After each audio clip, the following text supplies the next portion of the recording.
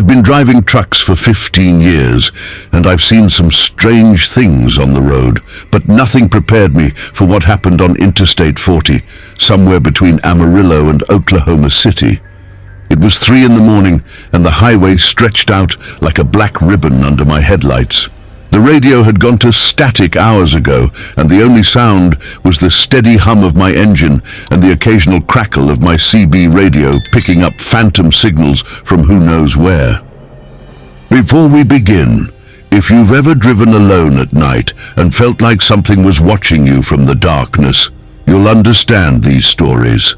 Hit that subscribe button and leave a like if you dare to hear what really happens on America's loneliest highways. You've been warned. That's when I saw him standing on the shoulder, thumb out, his face hidden in shadow. I don't usually pick up hitchhikers, haven't in years, but something made me slow down. Maybe it was the loneliness. Maybe it was the way he stood perfectly still in the cold wind that should have been whipping at his clothes. I pulled over and he climbed in without a word. He was thin, wearing clothes that looked like they were from another decade, a worn denim jacket and faded jeans. His face was pale, almost grey in the dashboard lights, and when he turned to look at me, his eyes were dark pools that seemed to absorb the light rather than reflect it.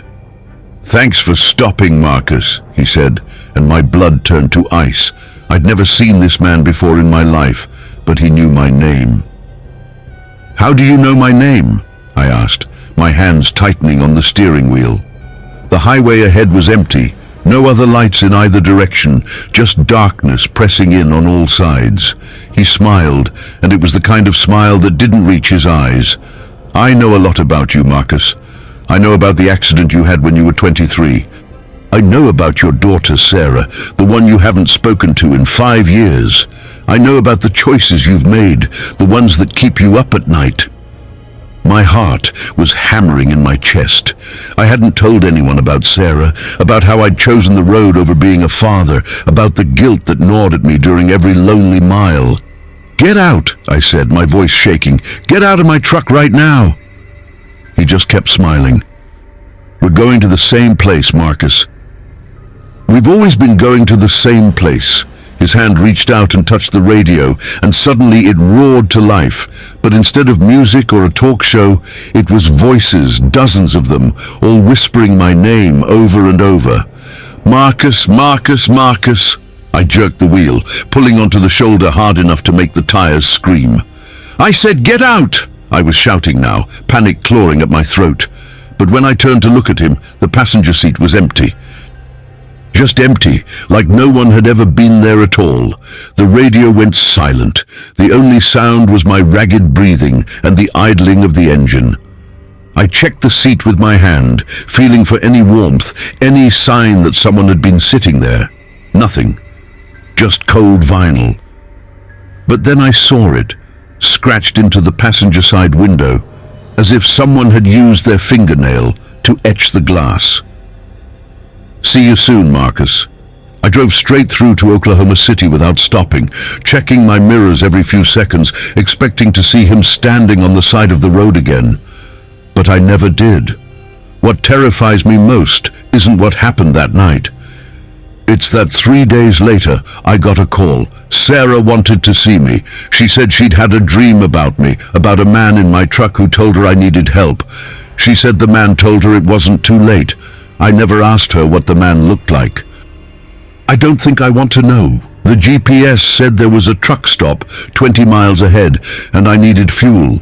It was one of those nights where exhaustion sits on your shoulders like a weight, and every blink lasts a little longer than it should.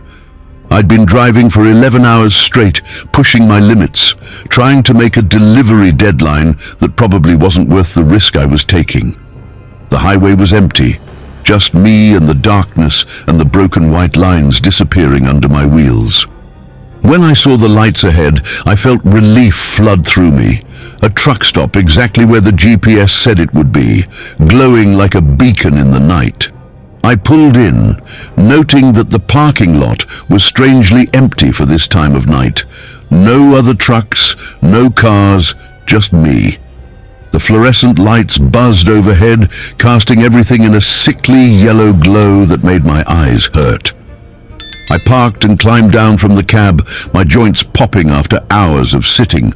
The place looked old, like something from the 70s that had never been updated.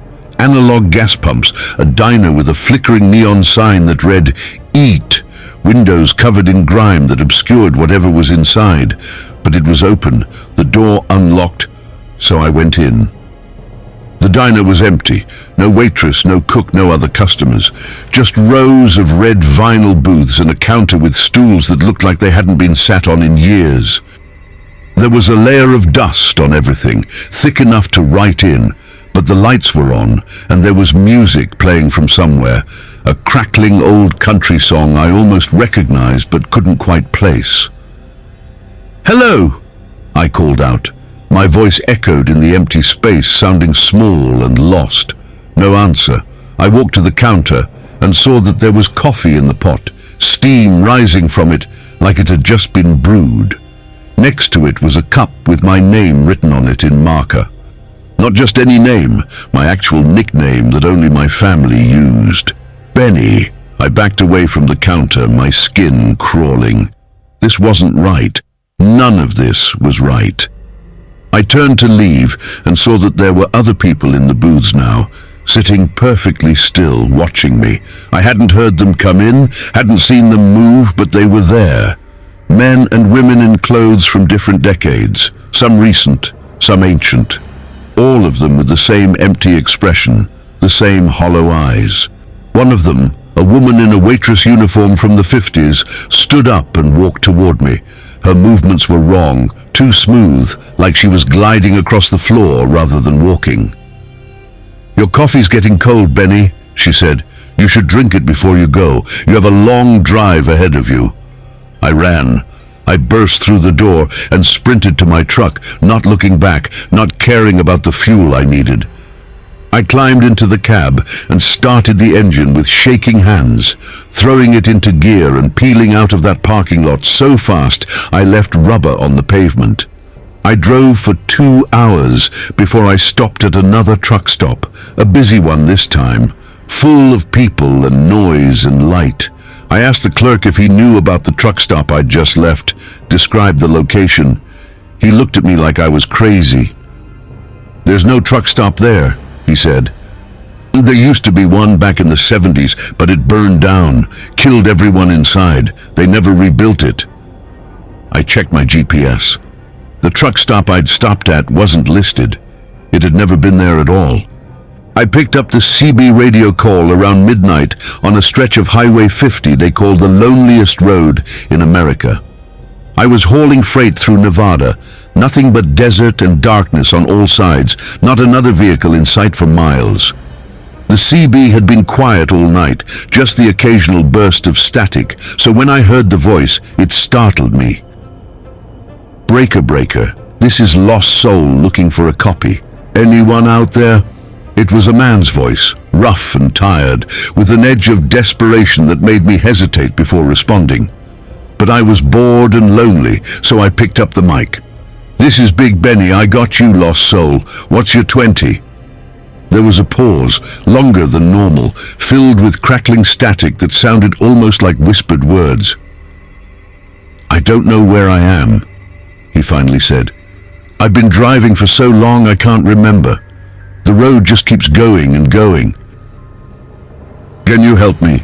I frowned, glancing at my mirrors. Still no lights behind me, no signs of another truck. "Sure thing, buddy. What mile marker are you near? What did you last see?" "I can't see the markers anymore. They're all blank. Everything's blank. The signs, the road, even my mirrors. When I look in my mirrors, I can't see anything behind me. Just darkness. Like the road is disappearing as I drive." A chill ran down my spine. "That doesn't make sense, friend." "Where are you coming from? Where are you headed?" "I don't remember. I've been driving for so long. Days, maybe. Weeks. I can't stop. Every time I try to stop, the engine keeps running. The wheels keep turning. I'm so tired. I just want to rest." I didn't know what to say to that. Part of me thought this was some kind of joke, some bored driver messing with people on the CB. But his voice sounded genuine, filled with a fear that resonated with something deep inside me. "What's your truck number?" I asked. "What company are you driving for?" "I don't know anymore. The letters are gone from the side of my truck. When did they disappear? I don't remember them disappearing." His voice was rising now, panic creeping in. "You have to help me, please. I see your lights ahead. I'm catching up to you. Don't leave me alone out here." I looked in my mirrors. Nothing but darkness. No headlights. No truck. Nothing. "I don't see you, lost soul. There's nobody behind me." "I'm right there. I can see your trailer, your lights. Don't leave me." He was shouting now, and I could hear something else in his voice, something that made my hands go cold on the steering wheel. Then I saw it. In my passenger side mirror, just for a second, a truck that looked old and battered, its headlights flickering like dying stars. And behind the wheel, I could see a face, pale and drawn, eyes wide with terror, and something else, something worse. Recognition. I pressed down on the accelerator, my heart pounding. The speedometer climbed past 80, past 90. In my mirror, the truck was still there, keeping pace no matter how fast I went, and now I could hear him screaming over the CB. "Why are you running? Why won't you stop? We're the same, you and me. We're all the same out here, just driving and never arriving, never stopping, never ending." I grabbed the CB and shouted, "Who are you? What do you want?" The voice that came back wasn't his anymore. It was mine. "I'm you, Benny. I'm what you become when you can't stop driving, when the road becomes everything, when you lose everyone and everything until there's nothing left but the highway and the darkness and the miles that never end. I'm your future, and I'm coming." I ripped the CB out of its mount and threw it on the floor. The truck in my mirror was gone. I drove until sunrise, and when I finally stopped at a truck stop in Utah, I asked the other drivers if they'd heard anything strange on the CB last night. They all said no.